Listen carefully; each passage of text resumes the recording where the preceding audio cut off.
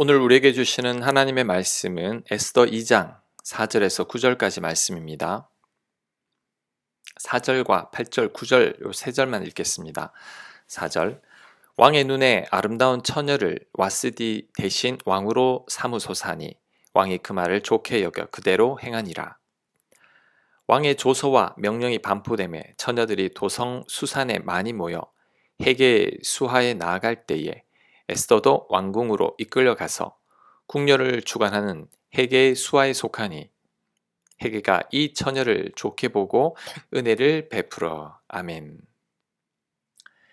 에스더 성경에는 하나님이라는 단어가 한 번도 나오지 않습니다. 다른 성경에는 하나님이 늘 등장합니다.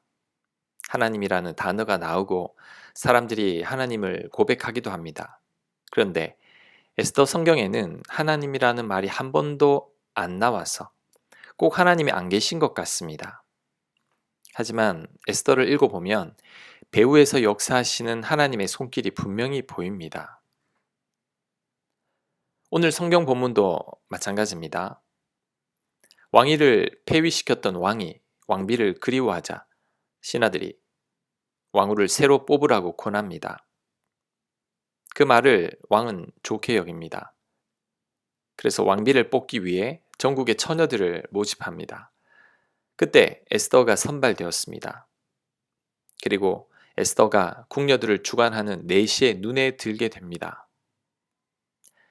하나님이라는 단어는 나오지 않지만 왕이 새로운 왕비를 뽑으려고 한 것과 에스더가 페르시아 전역에서 왕비의 후보로 선발된 것과 궁녀를 주관하는 내시의 눈에 들게 된 것은 분명한 하나님의 손길입니다.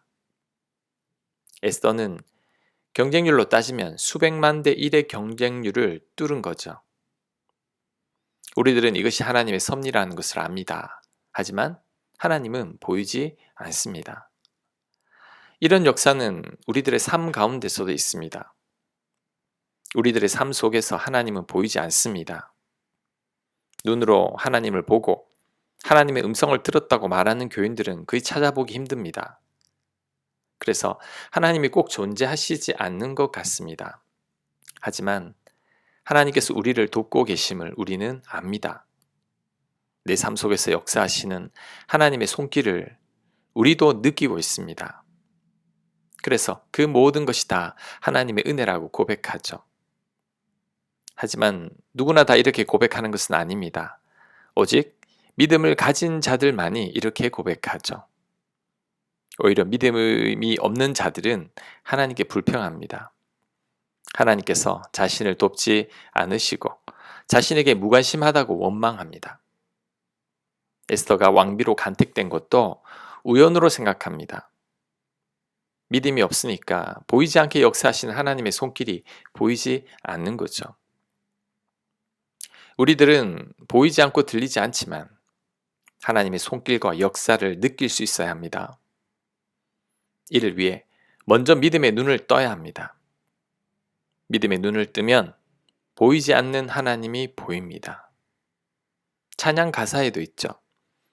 주위를 둘러보면 아무도 없는 듯 믿음의 눈을 들면 보이는 분 계시네. 믿음의 눈을 들면 하나님이 보이신다는 거죠. 불신의 눈으로 보면 아무도 없는 것 같고 하나님은 안 계신 것 같습니다. 하지만 믿음의 눈을 뜨면 하나님이 분명히 보입니다. 그 하나님께서 나를 돕고 계시며 나를 친히 살피고 계심을 느낄 수 있습니다. 그래서 전혀 두려울 것이 없는 거죠. 에스더에게 역사하신 하나님께서 지금 내 삶 속에서도 역사하고 계심을 우리는 믿어야 합니다. 하나님이 보이지 않고 하나님의 음성이 들리지 않지만 지금도 내 안에 거하심을 우리는 믿어야 합니다. 그럴 때 보이지 않는 하나님의 손길을 느낄 수 있고 들리지 않는 하나님의 음성을 듣게 될 것입니다. 아멘.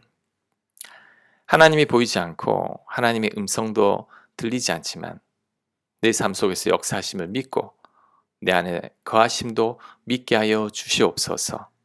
예수님 이름으로 기도합니다. 아멘.